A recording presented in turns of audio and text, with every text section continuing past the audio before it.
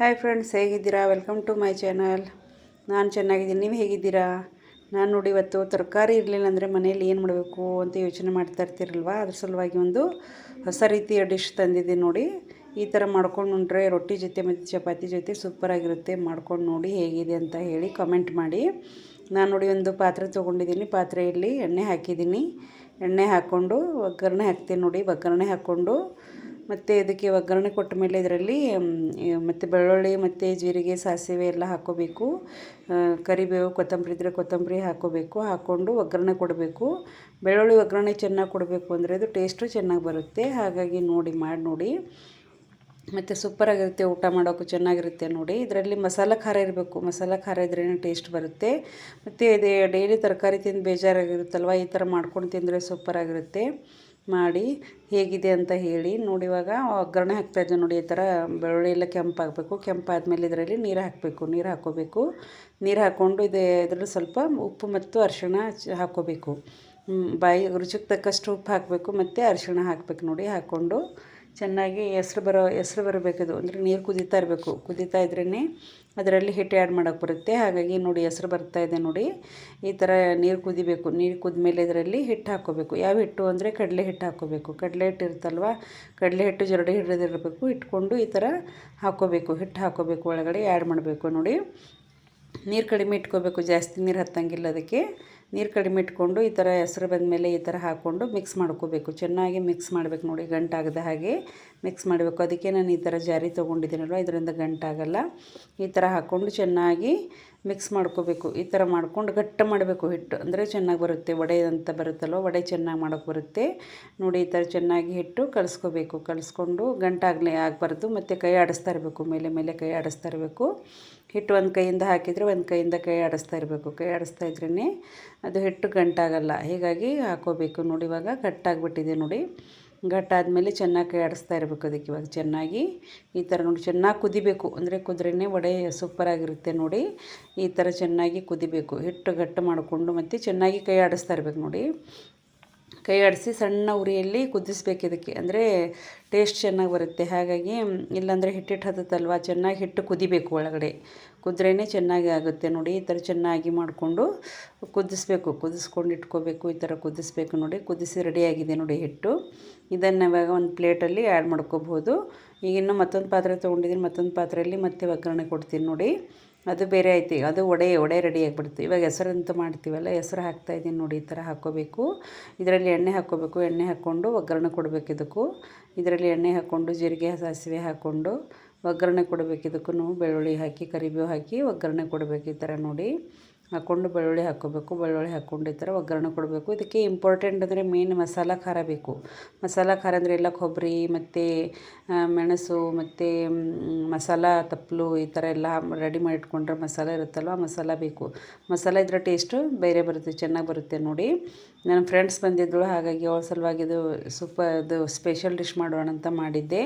ಇವಾಗ ಒಗ್ಗರಣೆ ಹಾಕಿದ್ದೀನಿ ನೋಡಿ. ಈ ಥರ ಬೆಳ್ಳುಳ್ಳಿ ಮತ್ತು ಕರಿಬೇವು ಕೊತ್ತಂಬರಿ ಎಲ್ಲ ಹಾಕಿ ಒಗ್ಗರಣೆ ಹಾಕಿದ್ದೀನಿ. ಹಾಕ್ಕೊಂಡು ಇಟ್ಟಿದ್ದೀನಿ ನೋಡಿ. ಇದರಲ್ಲಿ ಇದಕ್ಕೆ ಇವಾಗ ಕರಿಬೇವು ಕರಿ ಖಾರ ಅಂತೀವಿ ನಮ್ಮ ಕಡೆ. ನಿಮ್ಮ ಕಡೆ ಮಸಾಲ ಖಾರ ಅಂತಿರ್ಬೋದು. ಕರಿ ಖಾರ ಬೇಕು.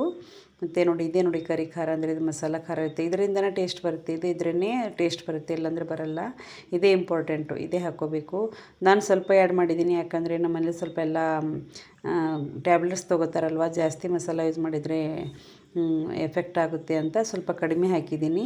ನೀವು ಬೇಕಾದರೆ ಜಾಸ್ತಿ ಹಾಕ್ಕೋಬೇಕು. ಅದು ಆ್ಯಡ್ ಮಾಡಿದರೆ ಟೇಸ್ಟ್ ಬರುತ್ತೆ. ಉಪ್ಪು ಹಾಕ್ತಾಯಿದ್ದೀನಿ, ಖಾರ ಹಾಕ್ತಾಯಿದ್ದೀನಿ, ಅರಿಶಿಣ ಹಾಕಿದ್ದೀನಿ ಮತ್ತು ಮಸಾಲ ಖಾರ ಹಾಕಿದ್ದೀನಿ ನೋಡಿ.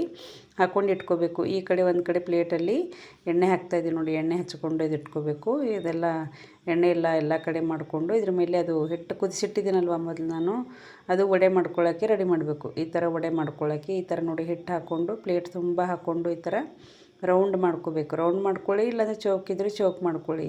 ಈ ಥರ ಮಾಡಿಕೊಂಡು ವಡೆ ರೆಡಿ ಮಾಡ್ಕೋಬೇಕು. ಇದು ವಡೆ ಸೂಪರಾಗಿರುತ್ತೆ. ಹಿಟ್ಟು ಚೆನ್ನಾಗಿ ಕುದೀತಲ್ವ, ಅಂದರೆ ಕೈಗೆ ಮೆತ್ಕೋಬಾರ್ದು, ಅಂಟಬಾರ್ದು. ಇದು ಆ ಥರ ಇರಬೇಕು. ಮತ್ತು ಇದರಲ್ಲಿ ನೋಡಿ ಇವಾಗ ಚೆನ್ನಾಗಿ ಮೆತ್ತಿಸ್ಬೇಕಲ್ಲ, ಪ್ಲೇಟಿಗೆ ಮೆತ್ತಿಸ್ಕೊಂಡು ಇಟ್ಕೊಳ್ಬೇಕು. ಈ ಥರ ಇಟ್ಕೊಳ್ಬೇಕು. ಆ ಕಡೆ ಹೆಸ್ರು ಬರ್ತಾ ಇದೆ, ಹೆಸ್ರು ಒಗ್ಗರಣೆ ಕೊಟ್ಟಿದ್ದೀನಲ್ಲ, ಅದು ಹೆಸ್ರು ಬರುತ್ತೆ ನೋಡಿ. ಇವಾಗ ಇದನ್ನು ಎಲ್ಲ ಸಣ್ಣ ಕಟ್ ಮಾಡ್ಕೋಬೇಕು. ಈ ಕಡೆ ಇದು ರೆಡಿಯಾಗಿದೆ ನೋಡಿ. ಇವಾಗ ಹೆಸರು ರೆಡಿ ಆಯಿತು. ಹೆಸರು ಮಾಡಿದ್ದೇನಲ್ವ, ಹೆಸರು ರೆಡಿ ಆಯಿತು. ಈ ಕಡೆ ವಡೆ ರೆಡಿ ಆಗಿದೆ. ನೋಡಿ ಈ ಥರ ಚೆನ್ನಾಗಿ ಕಲರ್ ಬರಬೇಕು ಮತ್ತು ಟೇಸ್ಟು ಚೆನ್ನಾಗಿರಬೇಕು. ಹಾಗಾಗಿ ಅದು ಮಾಡ್ತಾಯಿದ್ದೀನಿ. ವಡೆ ಇರುತ್ತಲ್ಲ, ವಡೆ ಕಟ್ ಮಾಡಬೇಕಂದ್ರೆ ಯಾವ ಥರ ಅಂದರೆ ಬಿಸ್ಕೆಟ್ ಥರ ಚಿಕ್ಕದಾಗಿ ಕಟ್ ಮಾಡ್ಕೋಬೇಕು. ಇದು ಸುಮ್ಮನೆ ಈ ಥರ ಇದೆ, ಸುಮ್ಮನೆ ತಿಂದರೂ ಟೇಸ್ಟ್ ಆಗಿರುತ್ತೆ ಗೊತ್ತಾ, ಅದು ಸೂಪರಾಗಿರುತ್ತೆ, ತಿನ್ನೋಕ್ಕೂ ಸೂಪರ್ ಟೇಸ್ಟ್ ಆಗಿರುತ್ತೆ.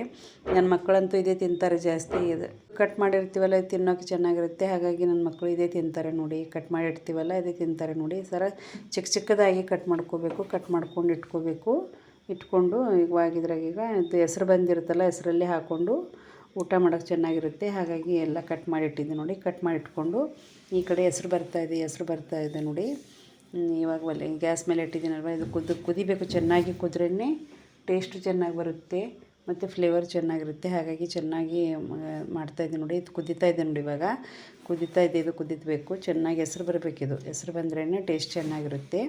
ಮತ್ತು ಉಪ್ಪು ಖಾರ ನೋಡಿಕೊಂಡು, ಟೇಸ್ಟ್ ನೋಡಿಕೊಂಡು ನೀವು ಮತ್ತೆ ಆ್ಯಡ್ ಮಾಡ್ಬೋದು. ಜಾಸ್ತಿ ಬೇಕಾದರೆ ಜಾಸ್ತಿ ಆ್ಯಡ್ ಮಾಡಬೇಕು, ಕಡಿಮೆ ಬೇಕಾದರೆ ಕಡಿಮೆ, ನಿಮಗೆ ಎಷ್ಟು ಬೇಕಾಗುತ್ತೆ ಅಷ್ಟು ಮಾಡ್ಕೋಬಹುದು. ರೆಡಿ ಮಾಡಿ ಇಟ್ಕೋಬೇಕು. ಇದಕ್ಕೆ ಇನ್ನೂ ಸ್ವಲ್ಪ ಮಸಾಲ ಹಾಕಬೇಕಂತ ನಾನೇನು ಮಾಡಿದ್ದೀನಿ ಅಂದರೆ, ಜೋಳದ ಹಿಟ್ಟು ಮತ್ತು ಕಡಲೆ ಹಿಟ್ಟು ತೊಗೊಂಡು ಅದಕ್ಕೆ ಸ್ವಲ್ಪ ಎಣ್ಣೆ ಹಾಕಿ ಅದನ್ನು ಹುರ್ಕೋಬೇಕು. ಇದಕ್ಕೆ ಚೆನ್ನಾಗಿ ಹುರ್ಕೋಬೇಕು. ಜೋಳದ ಹಿಟ್ಟು ಮತ್ತು ಕಡಲೆ ಹಿಟ್ಟು ಎರಡೂ ಚೆನ್ನಾಗಿ ಹುರ್ಕೋಬೇಕು, ಬಿಸಿ ಮಾಡ್ಕೋಬೇಕು. ಅಂದರೆ ಸ್ಮೆಲ್ ಬರಬಾರ್ದು, ಚೆನ್ನಾಗಿ ಒಂಥರ ಕಮ್ಮಗೆ ವಾಸನೆ ಬರಬೇಕು, ಆ ಥರ ಹುರ್ಕೊಂಡು ಇಟ್ಕೊಂಡು ಈಗ ಹೆಸ್ರು ಬಂದಿದೆ ಅಲ್ವಾ, ಹೆಸರಲ್ಲಿ ಇದಕ್ಕೆ ಹಾಕಿ ಆ್ಯಡ್ ಮಾಡಬೇಕು. ಇದಕ್ಕೆ ಚೆನ್ನಾಗಿ ಹುರ್ಕೋಬೇಕು. ಈ ಥರ ಚೆನ್ನಾಗಿ ಸ್ಮೆಲ್ ಬರೋ ಹಾಗೆ ಹುರ್ಕೋಬೇಕು. ಇದಕ್ಕೆ ಹುರ್ಕೊಂಡು ಆಮೇಲೆ ಇದಕ್ಕೆ ಇದು ಮಾಡಬೇಕು, ಏನಂದರೆ ಇದು ಹೆಸ್ರು ಇರುತ್ತಲ್ವ, ಹೆಸರಲ್ಲಿ ಆ್ಯಡ್ ಮಾಡ್ಕೊಂಡು ಇಟ್ಕೋಬೇಕು ನೋಡಿ. ಇವಾಗ ಎಲ್ಲ ರೆಡಿ ಮಾಡ್ಕೊಂಡಿದ್ದೀನಿ ನೋಡಿ. ನಾನು ರೆಡಿ ಆಗಿಬಿಟ್ಟಿದೆ. ಹಿಟ್ಟೆಲ್ಲ ಇರುತ್ತಲ್ವ, ಅದು ಹುರಿದಿದ್ದೀನಲ್ವ, ಹಿಟ್ಟದು ಒಳಗಡೆ ಹಾಕಿದ್ದೀನಿ, ಹೆಸ್ರಲ್ಲಿ ಹಾಕಿದ್ದೀನಿ. ಹಾಕಿ ಇವಾಗ ಪಲ್ಯ ರೆಡಿ ಮಾಡ್ಕೊಂಡಿದ್ದೀನಿ ನೋಡಿ. ಈ ಥರ ವಡೆ ಇರುತ್ತಲ್ವ, ವಡೆ ಈ ಥರ ಇರುತ್ತೆ. ಇದರಲ್ಲಿ ಇವಾಗ ಇದು ಹೆಸ್ರು ಹಾಕ್ಕೊಂಡು ಈ ಥರ ರೊಟ್ಟಿ ಜೊತೆ ಊಟ ಮಾಡಿದರೆ, ಸ್ವಲ್ಪ ಒಳಗೆ ನಿಂಬೆಹಣ್ಣಿನ ರಸ ಹಿಂಡ್ಕೊಂಡು ಊಟ ಮಾಡಿದರೆ ಸೂಪರಾಗಿರುತ್ತೆ ನೋಡಿ. ನೀವು ತರಕಾರಿ ಇರಲಿಲ್ಲ ಅಂದರೆ ಈ ಥರ ಮನೆಯಲ್ಲೇ ಮಾಡ್ಕೊಂಡು ಊಟ ಮಾಡಿ ನೋಡಿ ಹೇಗಿದೆ ಅಂತ ಹೇಳಿ. Okay, thank you.